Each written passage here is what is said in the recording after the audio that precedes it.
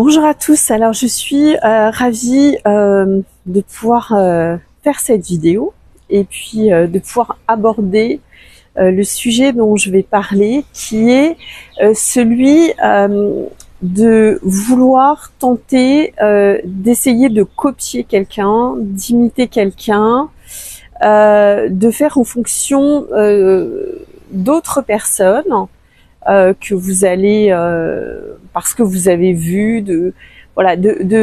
d'imiter, d'être dans quelque chose qui va être de la reproduction, enfin une tentative souvent mal effectuée d'ailleurs, d'essayer d'être quelqu'un d'autre parce que vous avez vu une personne, que vous avez peut-être capter son aura, son charisme, et donc ça peut vous donner l'envie finalement d'essayer de ressembler à ce que vous avez aimé. Et ça, à la base, c'est vraiment pas bon du tout, parce que chaque personne a son essence, son énergie, son magnétisme propre, ses qualités propres. Et en fait, tenter de copier quelqu'un, d'imiter quelqu'un, ça va donner quelque chose de un petit peu bancal, où à la fois vous n'arriverez jamais à être totalement vous-même, et vous n'arriverez pas non plus à être quelqu'un d'autre. Je fais cette vidéo parce que là, je suis tombée par hasard sur une autre vidéo justement, dans un secteur bien, voilà, un thème bien défini, et j'ai vu une vidéo sortir et à peine une heure après, il y avait quelqu'un qui était déjà en train de faire une vidéo sur le même thème, et je me suis dit, mais quel manque de créativité, quel manque de création, et comment c'est flagrant, et comment finalement le fait de copier, d'imiter, de dupliquer, on n'est pas dans nos énergies. On essaye en fait d'atteindre quelque chose qui, même si ça a été bien parce que c'est une autre personne qui l'a fait, va pas être optimum parce que ça vient pas de notre essence. Donc l'idée, vous connaissez peut-être l'adage, soyez vous-même parce que tous les autres sont déjà pris. Mais l'idée, c'est vraiment de faire une force en fait de qui l'on est. Et si on n'est pas satisfait de la version de nous, si on manque de confiance, manque d'estime de confiance de soi, si on manque voilà, un petit peu de créativité, d'aller travailler sur qu'est-ce que j'ai de spécifique, d'aller regarder ça. Donc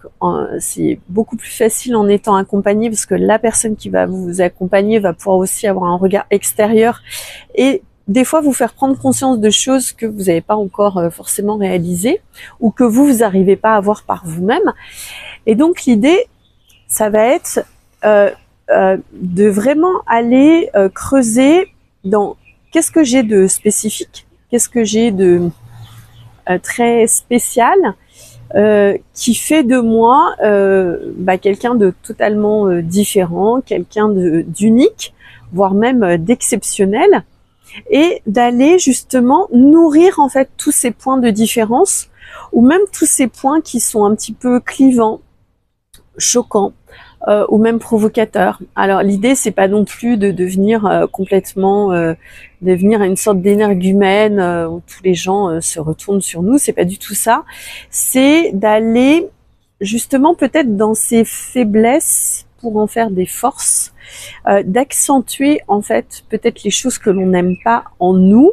de façon à faire vraiment émerger quelque chose de notre pure essence,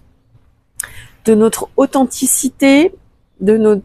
caractéristiques, de notre spécificité, et mettre ça en avant comme une force, comme une valeur, plutôt qu'en fait essayer de camoufler ce qu'on peut pas camoufler. Ça vaut aussi pour tout ce qui est